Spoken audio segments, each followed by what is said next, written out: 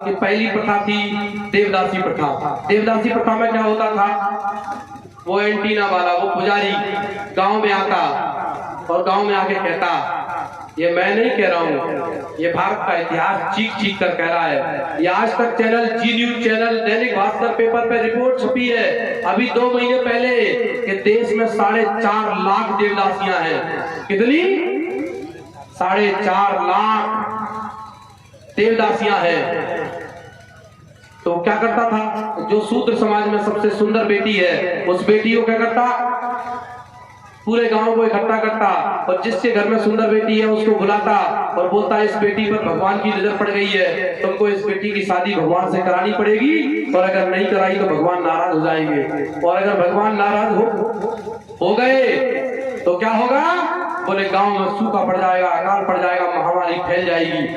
तो वो गांव के लोग जिसकी बेटी होती थी उस पर दबाव डालते हैं, कहते हैं कि तेरी बेटी के चक्कर में पूरा गांव परेशान होगा, तो तू भगवान से शादी करा दे, और भगवान से मिलने के लिए मरना पड़ता है, तेरी बेटी बहुत खुशनसीब है कि उसकी जिंदा में शादी हो रही है भगवान से। तो जब वो भगवान से शादी करा देते हैं तो बेटी कहाँ रहेगी, मंदिर में रहेगी। मंदिर में कौन रहता है, पुजारी, जमींदार और सेठ, वो तीनों मिलकर उस मासूम सी बच्ची जो छोटी उम्र में शादी हो गई, बड़ी हुई, सबसे गांव की सुंदर बेटी थी, बड़ी हुई, जवान हुई, और जब जवान हुई तो उनकी नीयतें खराब हुई, तीनों ने मिलकर उसका शोषण किया, और जब तीनों ने शोषण किया तो वो गर्भवती हो गई, और जब वो गर्भवती हो गई तो बच्चा पैदा हुआ, और जब बच्चा पैदा हुआ तो उसको ना तो जमींदार ने नाम दिया, ना वो सेठ ने नाम दिया, ना वो पुजारी ने नाम दिया, उसको नाम दिया गया कि जिससे शादी हुई, किससे शादी हुई बिटिया की, भगवान से हुई थी, हरि से हुई थी। तो कौन पैदा हो गया, बोले हरिजन पैदा हो गए, हरिजन पैदा हो गए। और ये धोखा भी, ये बदमाशी भी किसी और ने नहीं की, ये मोहनदास करमचंद गांधी ये हमारे लोगों को हरिजन नाम देकर गया है। वो हमारे लोगों को हरिजन कहता था। अगर हम वो कहता है कि हरिजन मतलब भगवान के लोग, अगर हम भगवान के लोग हैं तो क्या वो तीनों हराम की औलाद है, वो शैतान के लोग हैं? यानी कि अगर हरिजन हम हैं तो वो शैतान के हैं, और अगर हम शैतान के नहीं है, वो शैतान के नहीं है, तो फिर सारे हरिजन हैं। पर हरिजन बोला किसको जाता है, किसको बोलते हैं हरिजन? जाटव समाज को, कोली समाज को, खटीक समाज को, परियार समाज को, वाल्मीकि समाज को, इनको हरिजन बोलते हैं। हरिजन का मतलब होता है हराम की औलाद, जिनके बाप का पता ना हो। तो क्या हम हराम की औलाद हैं? नहीं है। तो जब हम हराम की औलाद नहीं है, अपने माँ बाप की औलाद है, तो फिर असली हरिजन कौन है ये भी पता होना चाहिए। होना चाहिए कि नहीं होना चाहिए? बताइए कौन कौन जानना चाहता है कि असली हरिजन कौन होते हैं? अब मैं आपको बताता हूँ। दादा, आपके पास जो जमीन जायदाद है कौन को दोगे? अपने बच्चे। किसका अधिकार है आपकी संपत्ति पे? आपके पुत्र का अधिकार है, और किसी का तो नहीं है, अड़ोसी पड़ोसी का तो नहीं। यानी कि बाप की संपत्ति पर बेटों का अधिकार होता है। तो अगर भगवान के बेटे हम हैं तो सारे मंदिरों पर अधिकार किसका होना चाहिए?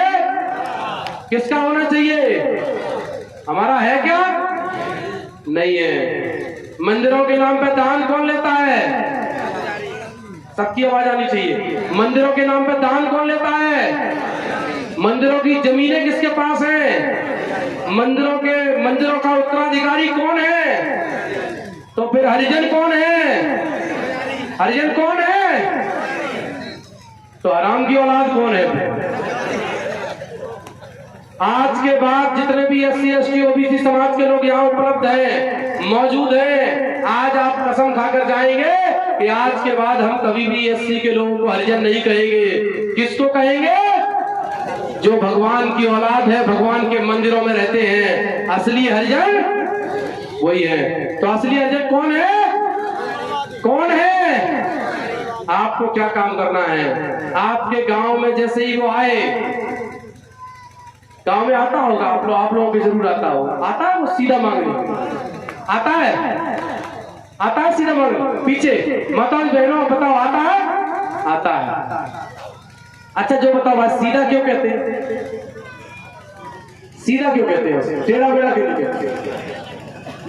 पता सीधे का मतलब क्या होता है? सीधे का मतलब होता है खेत में जाओ तुम, हल हाँको तुम, बीज बो तुम, काटो तुम, छांटो तुम, फटको तुम, पिसाओ तुम, और थाली में लगा के आटा, दाल, चावल, नमक, तेल, घी और 10 को नोट सीधो सीधो दो, सीधो सीधो।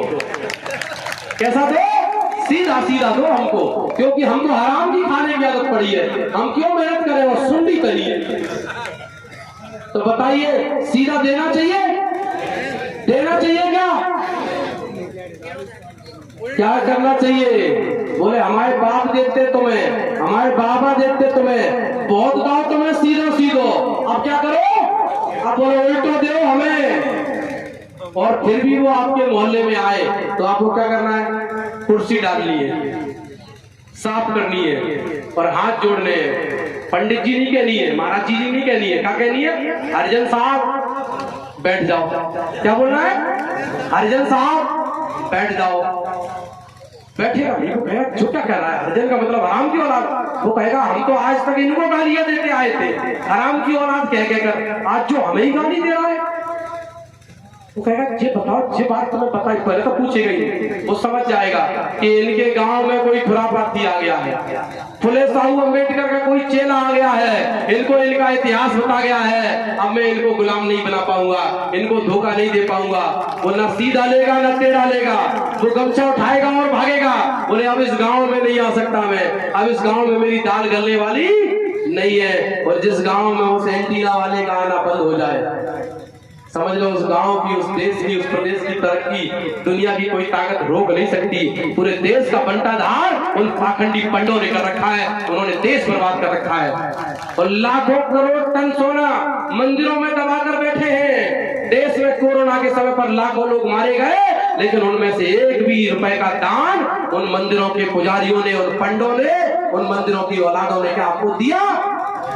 हमारे लोग भूख से मरे, बेरोजगारी से मरे, क्या एक भी रुपए हमको मिला? नहीं मिला। मंदिर का दान खाओ तुम, पुजारी बनो तुम, मंदिर ले तुम, जमीनें रखो तुम, सोना रखो तुम, और हरिजन बने हम। तो हरिजन कौन बनेगा? अब हरिजन पंडा पुजारी होगा। बताइए सारे लोग किसको बोलेंगे हरिजन? सब लोग हाथ खड़े कर बोले किसको बोलेंगे? जो हरि के मंदिरों में रहते हैं वही हरिजन हैं, हम हमारे माँ बाप की औलाद हैं। तो बताइए जो अपने आप को हरिजन कहे और जो कहे हरिजन सीट आ गई है, वो वहां घूमता रहेगा मनुवादियों के यहाँ, उन गांधी के गुलामों के यहाँ घूमता रहेगा और कहेगा कि हरिजन सीट आ गई है साहब, पहले हमें दे दो टिकट और तुम हमें दे दो वोट। ऐसे गुलामों से सावधान रहना, इनसे आपकी बिगड़ी बात बनने वाली नहीं है।